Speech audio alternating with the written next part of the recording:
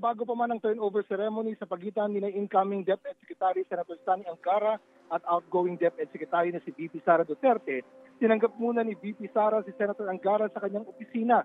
Pinakilala rin ni VP Sara si Senator Angara sa ilang opisyal na kagawaran. Sa kanyang talumpati, mainit niyang tinanggap si Senator Angara sa DepEd family. Hinimok din niya ang mga tauhan ng DepEd na ibigay kay Senator Angara ang kaparehas sa pagtanggap at pagmamahal na ibinigay sa kanya ng maluklok sa pwesto. Ang tanging pangarap daw ni VP Sara ay maitaas ang kalidad ng edukasyon sa Pilipinas. Kasunod nito, ginanap na ang formal na turnover ceremony kung saan ipinasa ni VP Sara kay Senator Angara ang DepEd flag, official seal at transition report. Buong pakumbaba naman umanong tinanggap ni Senator Angara ang hamon na pamunuan ang kagawaran. Sabay hilimok ang mga tauhan ng kagawaran na tulungan siyang maipagpatuloy ang mga nasimulan na ni VP Sara.